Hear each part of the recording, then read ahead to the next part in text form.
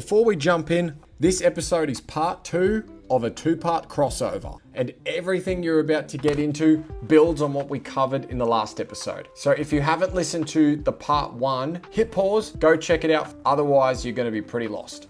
In this episode on overqualified and undersharing, we bring in your voices. We put out the call earlier in the week and so many of you opened up about your own journeys, from what it's really like being a stay-at-home parent to trying to become one, to the sacrifices and steps you're taking to make it possible.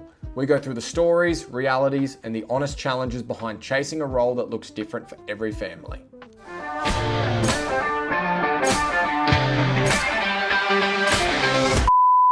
So we put something on our story on Instagram. If you're not following us on Instagram yet, head over and do that at Shed Minds Media. Because we've got our Speak Pipe, which is where people can send in audio submissions. So we wanted to, because obviously me and Liam have opinions about it, but we wanted to get some opinions from other people as well, just to see what other people thought about this topic. And we got a few submissions in. So let's just start and yeah. Hiya. So I just wanted to share a story. I had a friend who this situation, I guess, kind of happened to once. So she was married to this guy and they had kids together. And so she gave up work and she was out of the workforce for like 10 years. But then in that time, he's gone off and he's cheated on her. And so she's caught him, but nothing could be done about it, unfortunately, because she was out of like the work industry for so long and she just didn't know what to do. She felt financially abused because she couldn't just pack up and leave and run because he had control of all the money. She couldn't divorce him because he was just controlling of all the money. And yes, it's a fantasy what it sounds, but in reality it is a huge, huge risk. And like I've told all my friends, like have a side hustle or have something to fall back onto. Like don't just completely abandon work. Like I've just, after seeing it happen to my friend, it's just something that sticks with me and I tell all my friends about it. So, stay safe out there. See, that's exactly what we're trying to say. Was she in the corner? Maybe. Listening? I like her. Was she listening to us the whole time? No, but that's exactly what I'm trying to say. Yeah. Is that don't back yourself into a corner. Because when you do, it doesn't fucking matter what it is either. Yeah. If you go all in on one thing, we can't really say that because we quit our full-time jobs to do this podcast. But if you burn the bridges and you go all in, you've got to be so certain on it that it's going to pay off. I mean, like, even if you want to take it to a different extremity, you can talk about the same instance, but at work. Like, if you ask your boss that you want to do this one specific thing, right? And then you do it really well and the boss puts you there and then but you don't like that department, but you can't leave because you're trapped there and like, you know, you can't quit that job because you need to. And we've known many people who have absolutely hated and loathed their jobs and would like nothing more than to quit, but they cannot go a week without pay. So they're stuck there as well. Yep. Like, and unfortunately, that's the majority of Australia is that they can't go without a week's pay, and I've fucking been there. I've been there to the point. We're still there. Yeah. I've been to the point where, like, literally I get paid Monday at 11 a.m. and by Monday at 3, the entire pay's gone and I was borrowing money off my ex or my partner, whatever. That was a miserable life for you because you got paid at, like, Tuesday morning and by Tuesday afternoon you had no money left. Fucking worst. But, yeah, literally, like, and that's the thing is and I've seen it time and time again where the guy cheats and the wife knows or has an inkling and she can't do anything. And even if she finds out, what do you do? And the thing is too, is like the scariest part, like I was thinking about it just then, is say you're the wife or the girlfriend and you find out, right? You're like, well, okay, if I address this and tell him that I know, then there's a good chance we might have to break up and he'll leave me because I know. So then, holy shit, I'm in trouble here because I can't afford it. Or I'm going to find out and not leave him and then he's just going to continue doing it now because he got away with it the first time. Then you're stuck. Yeah. And again, it goes man to woman. If the means in this. We're not being fucking. But like, even as we said before coming into this recording, your girlfriend at the moment, very career driven, has a very good career. Yeah. It's not much of a step for you to say, I'll go be the stay-at-home dad, Yeah. because you're already almost there. Yeah. But like, Stay-at-home boyfriend. But she's got a very successful career. She's worked very hard to get there. It'd be very, very easy for you to step into the role of that. Few years down the line, if we weren't doing the podcast or anything now, and then you guys, I don't know, something happens and you end up breaking up or something, what are you going to do? I just haven't worked for 4 years, Yeah. or however long this is. What am I going to do? Yeah. Like, go get what would I actually do? Oh, hey, I've been doing a podcast and being a stay-at-home dad for 4 years, and not that there's anything wrong with that, but they don't look at that and go, oh, okay, you're going to be good at fucking this. Here's 150 grand a year. Yeah. And Yeah, the thing is think about any job. You think about real estate 4 years ago. We were door knocking and letterbox dropping. Now AI is making the phone calls. Yeah, AI's doing the job now. And they're sending text messages directly to the person's phone. If we wanted to get back into it, we'd be up against AI.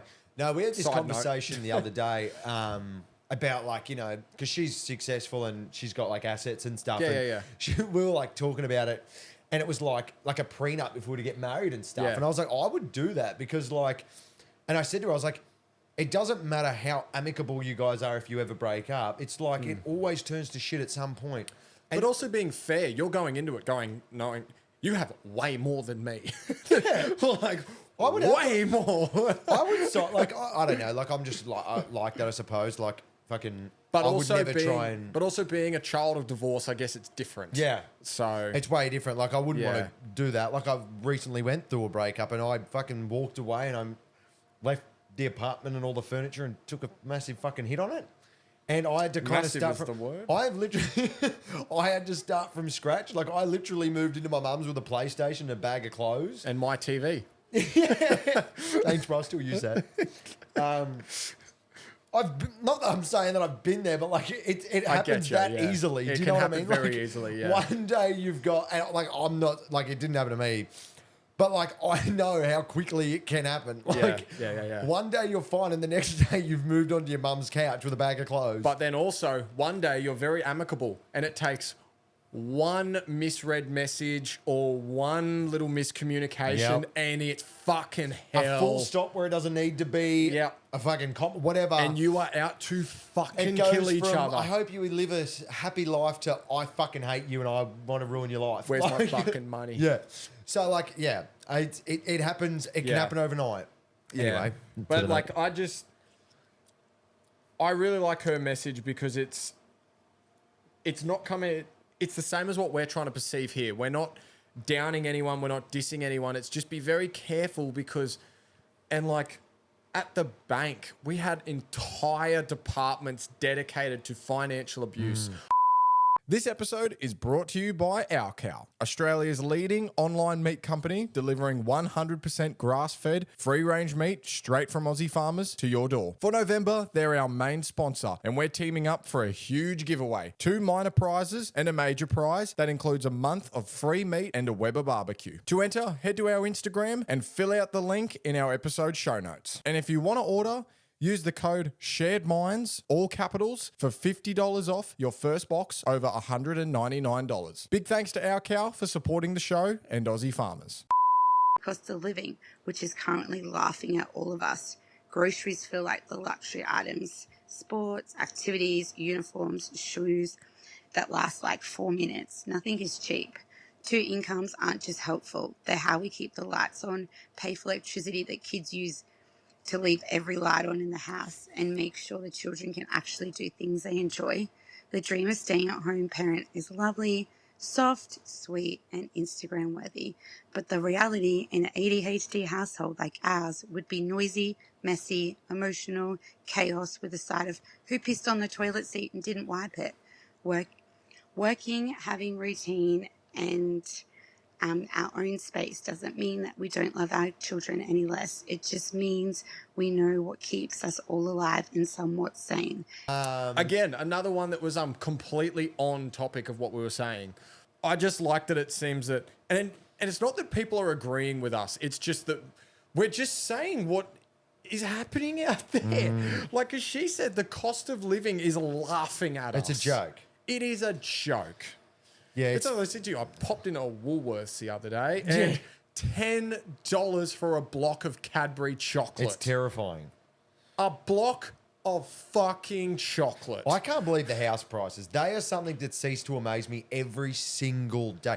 $1 million for like a 3-bedroom knockdown shithole on the Gold Coast. Shithole. You're paying for a 500 square meter block of land. They are terrible. I sold a house for $1.7 million once, and I had a 4-meter water frontage. It was a hoarder house to the point where you couldn't open the front door to get in. They found a dead dog under rubbish there. And it had about 20 offers on it and sold for $1.7 million. And I couldn't. It's a disgrace. You could almost spread your arms out, and that was the water frontage that it had. Almost this wall. It literally was. Yeah. And there were people paying 1.7. Like the housing like not the housing, the way that we are at the moment, like economically, is disgusting. It's ridiculous. And I like got pissed the other day paying tolls. The fuck are we paying tolls for? couple $100 just to drive They to build the Brisbane. road and we have to pay them back, apparently. Yeah. How long's that for? Isn't it funny that I didn't sign off on that loan? Yeah. Like, Where'd that come from? Oh, where was that in the T's and C's? you have to pay it back because we're building this road, so you can thank us, but you can't get there any other way aside from using our road. Like, you don't have a fucking choice, and if you do take the other route, it takes another hour. The other point there is like, oh, but I already get taxed. Isn't that what my rego is for? Isn't that what car insurance is for? Oh, but you will only like charge you for that. But what if I don't drive that road? If I ride my bike to work, do I have to not pay road taxes anymore? No. Why don't cyclists have to pay road taxes? Because they literally have cyclist lanes. So why aren't they paying rego? And then when you get a toll, like you said, why isn't it covered by tax in everything that we pay for and every dollar that we make? Or why isn't it incorporated into rego? Why is income tax? Rego not incorporated into tax? Why is income tax a thing? Why am I getting charged for the money that I am making? Oh, I get so And then angry. where's that going? Because then you've got stamp duty tax, you've got income tax, you've got land tax, You've got tax for tax. housing. It's fucked. It's anyway, fucked. Anyway, that's off topic. But so like, still on the house thing. Me and my wife, we bought a house over 12 months ago. It's probably about 16, 18 months ago now. And when I bought it at the time, we bought it for $670,000. This is just in the back of Mudgeerbar somewhere. And it was this nice 3-bedroom townhouse. And I went, it's probably a little bit more than what we should be, but we got it off market. And I was like, let's pay that bit extra just so we don't have to go to the market. Because as you said, 20 offers, it's competitive. I didn't want to be in the shit fight in the rat race because I was in real estate and knew what was going on at that point. I thought, even after doing real estate for 10 years, I thought 700 is probably the max of what you're selling this thing for. There is worse townhouses on noisier streets currently selling for $850,000. It's disgusting. What? How are How how are people meant to afford that? It's like this woman who just sent us the voice message in then. You're having to get a loan of $1 million. Even if you have 300,000 saved up, you are still spending 1.3 on a house. You need to borrow $1 million. The mortgage repayments on $1 million every week. I don't know what it is, but I know how much I'm paying for 500,000. So double it. Mm-hmm. How the fuck are you doing that if you are not both making roughly $200,000 a year? It's fucked.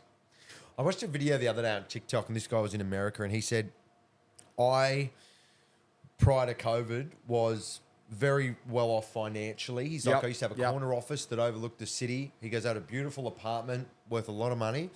And he goes, I'm still on the same wages as I was prior to COVID, but the way that it keeps going up and up and up, he goes, now I'm driving Uber and DoorDash on the weekends to make extra money because I can't afford to live. He's on the same money prior, Yeah. but now he's almost in the lower class because the economy's gotten so fucking bad. Yeah, yeah. We don't know anything about economy. But that's the rough part is how come everything else can increase by 3 times, but our wages haven't moved? Don't even get me started. Technically, our wages went backwards. So- One thing before we move on. Before we move on from one thing that. I get annoyed, right, Yeah. about this is apprenticeships, right? This is one thing that annoyed the shit out of me. Apprentices get treated like shit. Yes. They get paid next to nothing. Yes, I get that they don't have any skill and they're young. Yes, yes. We need them more than anything, and there is barely any out there. People will not pay them more than the minimum wage of like $12 or whatever. I can't remember. I was on like $11 an hour when I It's started. bad. And all of these tradesmen and all of these people go, oh, we can't get apprentices because you pay them like Pay 'em shit. better. They don't. The government's made the minimum wage so shit. And I get that the employer doesn't want to pay them overs because they don't have experience and Yes. whatever. And they, It's a chicken and egg scenario. it's the chicken and egg. But like they get treated like shit. The bullying is horrible. A young kid died the other day because somebody put an air gun up the kid's ass or something and he died. He got air in his bloodstream or something. Something like that. I've Yeah. seen a video of it the other day. When I was in Canberra, there was an apprentice on his first day of being an apprentice. A concrete wall fell on him and he died. Like, these guys are on like $12 an hour getting abused and having to get up at 5. I was getting up at 4 a.m. to be on site by 6 to finish at 5 for $750 a week. Yeah. Why the fuck would anyone want to be an apprentice? When you can go and... I worked in a recruitment job with next to no experience for $80,000 a year. Yeah. You can go Yeah. work in the government for... I knew a chick that had no experience and her job was to enter data. Her hourly rate was $55 an hour. Then she got... That was a contractor. She then became full-time and got $45 an hour with no fucking experience to enter data. That's fucked. And like, as you said, we have very minimal apprentices at the moment because no one wants to do it because streaming and gaming and YouTubing makes so much more money and you get to sit from the comfort of your own home. But in cycle, it's the whole thing of like the population crisis of what Jim was so invested in. You look 20 years down the line, if we don't have a flurry of apprentices at the moment, in 10, 15 years, we're going to have no trades. And who the fuck's going to build everything? I love those memes you see how when it's like, AI's coming for jobs. Could AI circle saw through the site's power line and cut off? Like, have you seen them? They're so funny. I'd like to on see that- AI use the circle saw and cut off power to the whole block. But on that, right, older people and the older generation go, young kids don't want to work these Oh, days don't and all of this start. stuff. And it's like, okay, hang on. Don't start me. Young kids these days have options now. There's different career paths. Why would they go, I'm going to be a bricklayer on $12 an hour, or I'm going to go slave away at this job for $12 an hour when I can learn to drop ship online and do Yeah. it from my room and make $1,000 a week Yeah. or whatever, or go work an office job or go work in media. Like, Yeah. why would, if the older generation had that choice when they were do younger, it. They would do it. would they prefer to go slave away in the sun 6 days a week laying bricks? Or would they prefer to go work and do the job that they've always wanted to do, their dream? Would they rather chase their Yeah. dream or do something they don't like? Well, I run into a Pisses guy. me off. I run into a guy the other day. Lovely guy that I used to work with, and like he's a lovely guy. But so he was doing real estate. He told me that he had just quit real estate, and I went, "Good on you, brother." But so anyway, he is now learning from his mate who is doing online sales, so like drop shipping and all that kind of stuff. He said, "I'm learning from him. He's got a savings behind him from real estate. He's going to learn for 6 months. Then he's going to move to Thailand and work from there." Good. Because he goes, rent in Thailand, you can get a 4-bedroom house or something for like a couple $100 a week, not even that, like $200 a week and get a 4-bedroom house. Him and 3 of his mates are going to go live there, do kickboxing and Muay Thai, and then online drop ship and make probably 200 grand a year. So what you're saying is he's going to live Yeah. a life. He's going to live his and life. that's what I get annoyed about. People say, oh, young people don't want to work. Oh, nobody wants to work these days. Who the fuck does? Who does want to Who work? wants to work? Like, it's not a flex to go to a job you fucking hate and say that you work. Like, people that go, oh, I work so hard. And it's like, okay, yeah, but are you happy? Like, Congratulations. congratulate. Like, who actually wants to work? Yeah. When we have to do the hard work on this job, I'm like, oh, fuck this shit. Yeah, Like, is there someone who else who can do this? Like, Anyone would prefer to be on holidays all the time. And if people get the opportunity to chase their dreams or do a job that's not a job that they enjoy, why can't they do it? Yeah. Or that guy doesn't work hard. Good on him. Yeah. If he can afford, if it's not affecting anyone around him and he can afford to live and he's living the life he wants, who gives a fuck if he sells clothes from China in his basement if he can afford to live? If he's making enough money to get by and he's living a happy life, good on him. Oh, it shits me to tears. Nobody wants to Certainly work. does. No one's ever wanted to work. No one's ever wanted to fucking work. I don't think you wanted to go work at the steel refinery when you were 15 years old. Literally. Like- No one's ever in their history of life wanted to actually work a job they don't want to do. Don't want to do. There is people who love working, but for it's a dopamine hit rather than because if you have to work to survive, you don't want to be doing it. No. Full stop. Fuck no. I'm going to play the next one because we could go about it for all day. Another episode. G'day, lads. So me and my wife have had this conversation a few times about the old stay-at-home analogy, and being the male and the head of the household, I feel that it is my responsibility to be the provider for the family, and so we, like me and my wife, we are currently trying to make some smarter money choices to get to a point where hopefully my wife can be the stay-at-home mother. So she really wants to do it. So I'm more than happy for her to do that. I would love for her to be at home raising my children, and then I'm out there. It's going to be hard work being out in the field, not being around the kids, but I know that she'll be at home looking after them well. And if that's anyone's wish, I'm more than happy and supportive of that. But you've got to make the smart money choices to get there beforehand.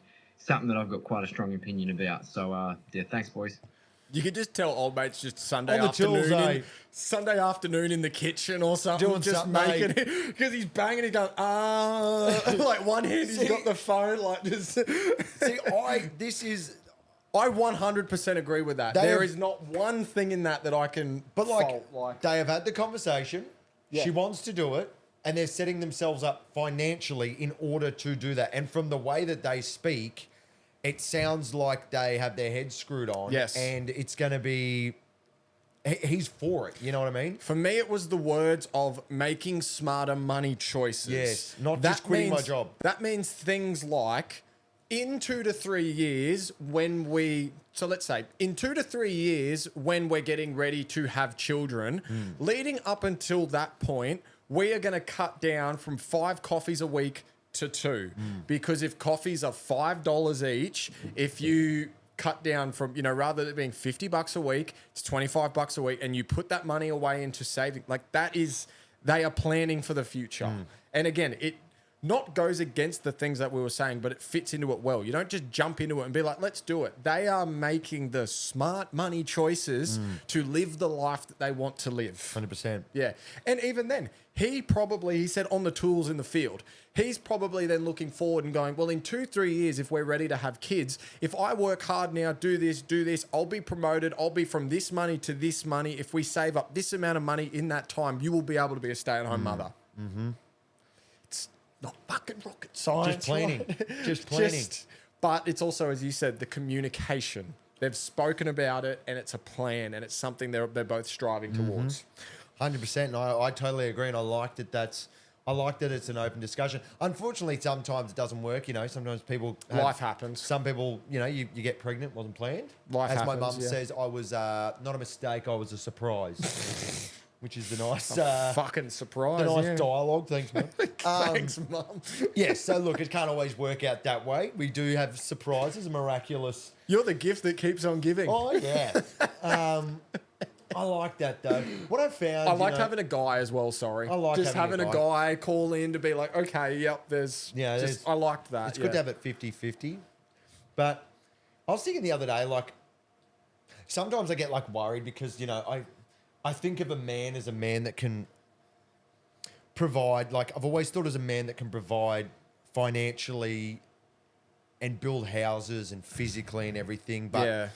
I kind of noticed, and I've kind of been learning as I go, that, being a man and being able to provide isn't just, financially or in that way as well. It's also how you treat your partner. Yeah. And the acts of services behind that as well. Yeah. And the way like it's hard to explain. No, It's like, I get you. And it's like, I'm the same where like, I think these days being a man is being someone who will be there for support, not just like a financial support, but an emotional support. Yeah. Being there, being open, being honest, just full stop being there. And it's yeah. like the thing that I've seen, and it's like we've spoken about before, is like I really want children. Yeah. Like not now, no. But like 2, 3, 4 years, I really want to be having kids soon. And it's like the thing that in all my research and talking to like other people that I know that are young dads and older dads and stuff, it's like the thing that they say that kids don't care about the quality of time you have. They just care that you're around. And it's like being present, being there for your wife, for your family, for your children, being able to provide emotionally. Because if you can't provide emotionally, you'll have problems. If you're having problems, you're going to run, you're going to hide, you're not going to be present. And then all of a sudden the kids have grown up without dad. It's like you got to be there and you got to be present and you got to be there for your children and the people in your life. And to me, that's what providing means. well, 100%. And like I always thought that being a man was like, you know, yeah, providing. I'm going to cut down financially this tree and carry it home Yeah. and then build a house out of that. building a house, Yeah. building a deck, fixing the car, and doing all of that. And I always got a little bit worried because I grew up with predominantly females, Yeah. and I had a girlfriend from a very young age. So I was always surrounded by women, and I always felt like. And sorry, the girlfriend's father was that man's fixes Yeah. the cars, builds the houses, truck driver, stuff like that. And I always Yeah. had like in my head that to be a man, that's what you had to do, and that was the only way to provide. But like being in a different relationship now, like I've learned that providing is sitting there and listening when they've had a bad day. It's emotionally emotionally being there. supporting them, and it's, you know, when they're having a tough week on the weekends, taking them out and helping them have a good weekend and doing things that they want to do and just trying to help them fill their cup back up. Yes. And, you know, telling them that they look beautiful, that they look good, or that the gym's like just Yeah. being able to provide them with a feeling and emotionally. It's not only just that as well, like the physical side of it, being able to build the fucking house and doing all of that. And that was always something that I worried about because Yeah. I was like, I don't know a trade. I don't know how to do any of this shit, but I've been learning that it's being able to just sit there and listen as well. And you don't even have to solve problems for him. You just have to be there for him in order to listen. And the thing is you're not building a house, you're going to be building a home. Yeah. By being there and being, as you said, cup half full. One of Being my able to provide is then being able to give you a phone call and saying, I'm having a shit day. Yeah. And then being able to feel better about having a conversation with you, or knowing that when they come home, you're there and you're going to be able to help them. Yeah. And just listen. Well, to expand on that note, I've said it to you a few times. One person who I've always loved and I've had respect for, but now I've grown a different respect and love for, is Jimmy Carr, where he used to be so funny and his jokes were just like, I cannot believe you said that, and he was just so witty and he's so funny. But as you've watched him get older, he's become very mature and very wise. So a heckler yelled out at a show recently of his, and he said, have you got any advice for newlyweds? And he looked up and he said, who is it? And he made a couple jokes being like, not too late to get out. Like it started with a joke. But then he said, yes, a marriage is not 50-50 every day. Yeah. He goes, it's 80-20 some days. Yeah. It's 50-50 some days. It's 10-90. It's 60-40. Because it'll happen where you'll have a terrible day at work and you come home and the last thing you want to do is groceries and meal prep and all this. All you need to do is sit on the lounge because you're at 10%. The partner has to find the 90 to match the 100. 100%. Yeah. And vice versa. Like if you both come home and you're both kind of, you're at 50-50, you're still matched. And it's like partners need to match the energy to create that 100%. And Totally. and it gets back to what we were saying earlier, where it's like the stay-at-home mother. Yeah, she's at home all day with the kids, but it's like the husband is providing the income. And if he comes home and he's had a big day and he's at 40%, I'm not saying that the wife has to then come, but she needs to provide that extra 60. Vice versa. Yep. Dad comes home, he's had a great day. The kids have been shit all day. She's got no energy left, 10%. You go sit I'll raggle the kids and I'll make dinner. 100%. He has to step up and be that extra 80, 90%. Oh, and I've seen it. You know, it's been a tough, with the OCD we've talked about, it's been a tough 2 months, and I've come home at fucking 5% every night. Yeah.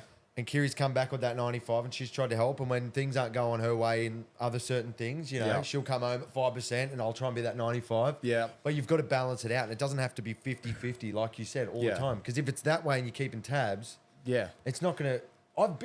I was just about to say, your last relationship, all you did was kept fucking tabs. Oh, but I did this. Oh, but I did this. I did. And I used to say to you all the time, cut that shit.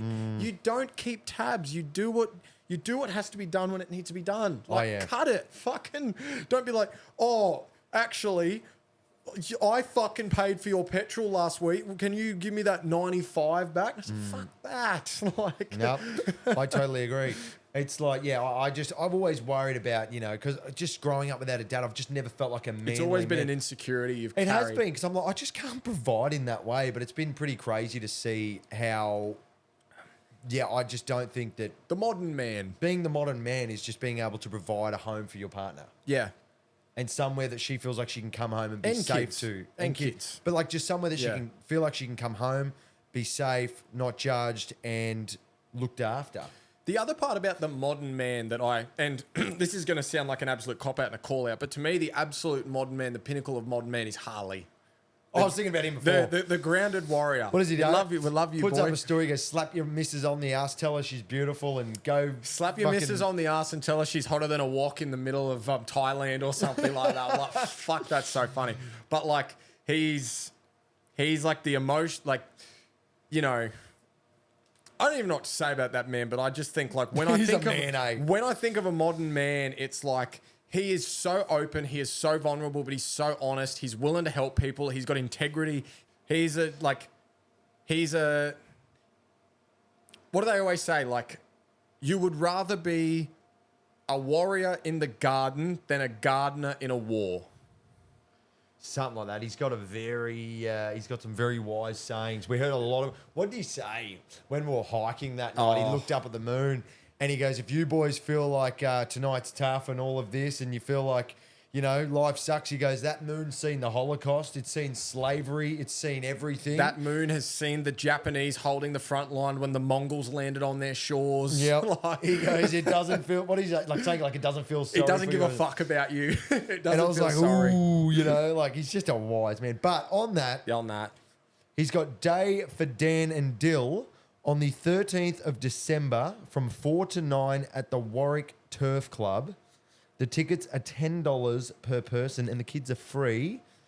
And it is for, I don't want to It was get bad. it on. I think both those guys had cancer, wasn't it? So TGWP and Ironside Industry have teamed up this year to support two young men in need. Come enjoy an afternoon of live music, food vans, jumping castle, and outdoor Christmas movie under the stars to support our mates Dan and Dill. Dan's battling leukemia and Dylan's little boy a spinal tumour. One in, all in. So that, yes, 13th of December at the Warwick Turf Club from 4 to 9 and it's $10 per person. We're going to be there. We will be there. Yeah. But yes. That's all money raised goes directly to the families. Yeah. And we know they will. I don't know how we got there, but yes, no, make sure you go to that if you are around. But yeah, I think that was a good episode. I think that was a good episode. I was a little bit worried about doing that because I didn't want any of it to get taken out of context. I didn't want people to think that, you know, it always can be. You've got to listen to the whole misogynistic assholes. Yeah, like I didn't want people to think, you know, Liam and Kirby are two straight men saying that women shouldn't be stay-at-home mums. That is not at all what we are saying. We don't like the glorification of it and the promotion of just settle for any man and just become his slave or vice versa, other way around. Because I think that, especially in this economy, that is not viable for anyone. And I like the format of now using under-over for call-ins. The speak pipe for call-ins. If we have a topic that we want to speak about, throwing it out to the floor to people. Because I really enjoyed that, listening to people's opinions on something. Yep. And like hearing... Because obviously you and me we're something. But like... Autistic's one of them. Autistic is the word I was going to roll with. And that's both, not combined. Both are. Both have it. But But yeah, I think it was just really good hearing other people's opinions from mothers and from people that are planning lives and people that have seen these stories. I think it's And if you've got something you want to say, is that in our bio? yeah. I'm Speak 90% Pipe's in our bio You go to our Instagram bio, and you just click on the speak pipe. because Liam listens to it. So if you've got ideas of episodes that you want us to talk about, or if you've got opinions on stuff, send them in. We'll listen and we can do episodes on them. So So thanks, guys, for your input. Thank you for listening, and we love you. Love you.